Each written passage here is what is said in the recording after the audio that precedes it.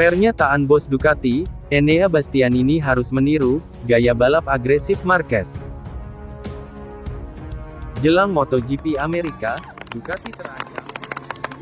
Pernyataan bos Ducati, Enea Bastianini harus meniru gaya balap agresif Marquez. Ya bosku, gregetan lihat gaya balapan Enea Bastianini, bos Ducati, dia perlu tiru Marc Marquez. Manajer tim Ducati, Davide Tardozzi gregetan melihat gaya balapan Enea Bastianini yang tidak agresif. Padahal, Tardozzi percaya Bastianini bisa bersinar di MotoGP 2024 ini jika saja memiliki gaya balapan yang lebih agresif seperti halnya Marc Marquez. Bastianini sejatinya tampil baik di dua awal MotoGP 2024. Pada seri pembuka di MotoGP Qatar 2024, Bastianini sukses finish di urutan kelima. Lalu di MotoGP Portugal 2024, Bastianini keluar menjadi runner-up setelah sempat meraih pole position di seri kedua tersebut. Berkat penampilan apik Bastianini itu, ia pun kini bertengger di peringkat ketiga pada klasemen sementara pembalap MotoGP 2024 dengan 39 poin. Bastianini hanya berbeda 21 poin dari Jorge Martin, pramak Ducati, yang menempati peringkat pertama dalam klasemen pembalap tersebut. Data-data tersebut membuktikan betapa baiknya Bastianini mengawali MotoGP 2024 ini. Akan tetapi, Tardozzi masih belum puas. Sebab ia menilai, dengan kemampuan Bastianini saat ini, rider asal Italia itu sanggup untuk bersaing, memerebutkan gelar juara MotoGP. Tardozzi menilai, sejauh ini Bastianini kesulitan bersaing di barisan terdepan, karena tak seagresif Marquez. Padahal jika Bastianini berani ambil risiko, dan tampil agresif, Tardozzi percaya anak buahnya itu bisa menjadi penantang kuat, juara MotoGP 2024. Menurut saya, Enea harus mengubah sikapnya ketika balapan. Dia harus lebih agresif. Karena dia kerap tidak mampu menyalip lawannya, ujar Tardozzi, dikutip dari Crash. Bukan karena dia mengerem lebih awal. Masalah di MotoGP adalah level motor dan pembalapnya sangat tinggi, dan itu membuatnya sama kuat, tambahnya.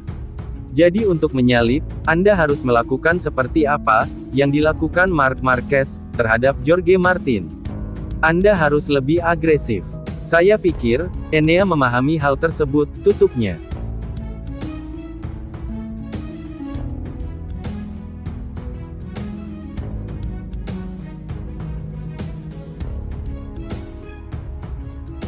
Berita MotoGP hari ini, jelang MotoGP Amerika, Ducati terancam ditinggal dua tim satelitnya. Ya bosku, Ducati terancam ditinggal dua tim satelitnya, yakni Prima Pramac Racing dan Pertamina Enduro VR46 Racing Team di MotoGP 2025. Dua tim independen asal Italia ini sama-sama mendapati kontraknya dengan Ducati akan habis akhir musim ini, dan sampai sekarang belum juga menggunakan opsi lanjutan kerjasama. Sejak akhir 2023, Direktur Tim VR46, Alessio Uccio Salucci, menyatakan bahwa skuadnya mendapatkan tawaran dari Yamaha dan KTM untuk bergabung. Uccio juga sempat mengaku bertekad memperbarui kontrak VR46 dengan Ducati sebelum Februari tahun 2024. Nyatanya, sampai Maret tahun 2024, kata sepakat belum tercapai. Dalam wawancaranya dengan reporter Pitlane Dorna Sports, Jack Appleyard, di MotoGP Qatar, pada awal Maret, Uccio juga mendadak menolak memberikan jawaban panjang lebar soal masa depan VR46 di Ducati. Entahlah, saya tidak tahu. Kita lihat saja nanti, ungkapnya. Belakangan, motorsport.com giliran melaporkan bahwa Pramac juga didekati Yamaha dan KTM. Meski mereka merupakan tim satelit utama Ducati dan selalu dapat motor spek pabrikan terbaru. Jika Pramac hengkang dari Ducati, maka ini akan jadi langkah besar, mengingat mereka sudah berkolaborasi sejak 2004.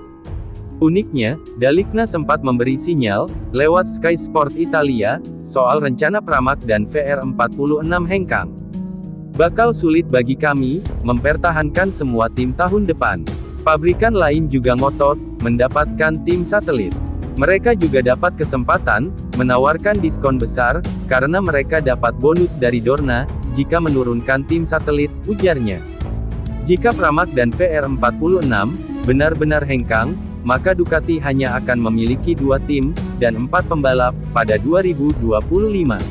Ini bisa jadi akhir dari era Ducati Cup, yakni julukan yang diberikan banyak pihak kepada MotoGP selama 3 tahun terakhir, akibat 8 rider Ducati kerap menguasai persaingan papan atas.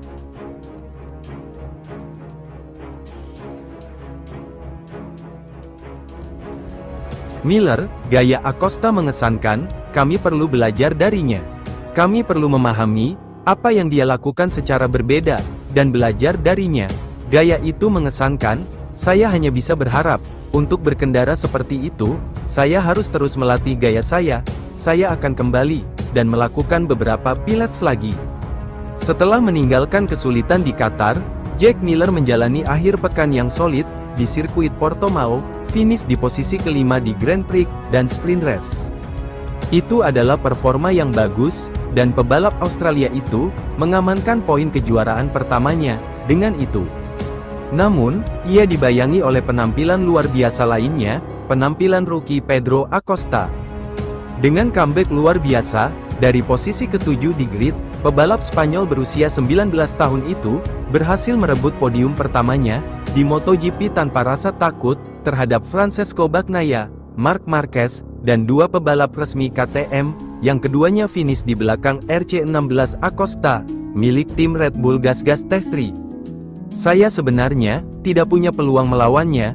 Aku Jack di penghujung balapan, seperti dilansir rekan kami di Motorsport. Pedro melaju dengan luar biasa. Begitu dia berhasil melewati Brad, dia seperti langsung menyerah. Brad dan saya sama-sama berusaha mengejarnya, tapi kami tidak bisa berbuat apa-apa. Dia terlihat bagus di balapan sepeda. Yang mengejutkan Miller bukan hanya kemudahan Acosta dalam berkendara, tetapi juga gaya unik juara bertahan Moto2 itu. Dia tidak terlalu mengendarai motor, dia sering keluar dengan tubuhnya. Orang-orang ini menyentuh semua yang ada di tanah. Sepertinya kepalanya juga akan menyentuh tanah pada suatu saat. Gayanya mengesankan, terutama jika Anda melihatnya di belakang. Aku hanya bisa berharap untuk berkendara seperti itu. Aku sedikit kurang gaya, mungkin, kata Jack. Dia membalap dengan baik, dia bisa menempatkan motornya di tempat yang dia inginkan, itu hal yang positif.